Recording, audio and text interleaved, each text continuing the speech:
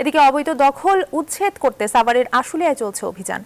এ বিষয়ে বিস্তারিত জানাতে আমাদের সঙ্গে যুক্ত হচ্ছেন সহকর্মী ফখরুল ইসলাম। ফখরুল, আপনার কাছে জানতে চাই আজকে কি ধরনের স্থাপনা উচ্ছেদ করা হচ্ছে?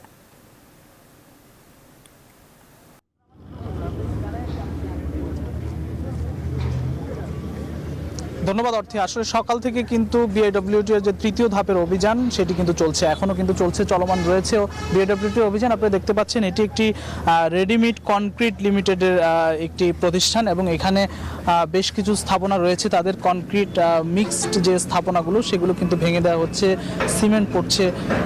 এই তুরাগ নদী দখল করে তারা ওই অংশটি তারা ভরাট করে নদী ভরাট করে তারা এই স্থাপনাগুলো গড়ে তুলেছে। একই সাথে ও পাশে এই একই মালিকের কিন্তু আরেকটি পার্ক তারা স্থাপন করেছিল, তুরাগ রিক্রিয়েশন লিমিটেড। সেই পার্কটিও কিন্তু বেশ কিছু অংশ ভেঙে দেওয়া হয়েছে। এছাড়া কিন্তু তার পাশে একটি প্রতিষ্ঠান ছিল, সেটিরও স্থাপনা ভাঙা হয়েছে। এছাড়া একটি গার্মেন্টস প্রতিষ্ঠান গড়ার যে পায়তারা করছিল, সকালবেলা আমরা এসে যেখানটাতে পাই যে সেখানে একটি গার্মেন্টস প্রতিষ্ঠান করার চিন্তাভাবনা চলছিল একটি প্রতিষ্ঠানের, ইউরোপটেক্স বিডি লিমিটেড নামে।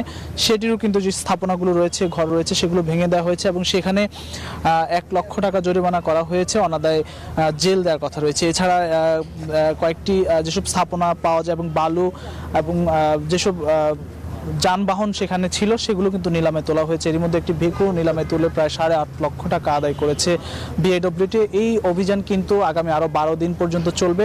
বিআইডব্লিউটির যিনি যুগ্ম পরিচালকের নেতৃত্বে অভিযানটি পরিচালিত হচ্ছে, তিনি আমাদেরকে জানিয়েছেন যে অভিযান তারা আগামী রোজা পর্যন্ত, রমজান মাস পর্যন্ত তারা চালিয়ে যাবেন এবং তুরাগ এর আগে বুড়িগঙ্গার তীরে কিন্তু 24 দিনে কিন্তু অভিযান পরিচালিত হয় এবং সেখানে অবৈধ যেসব স্থাপনা ছিল সেগুলো কিন্তু উচ্ছেদ করা হয়েছে।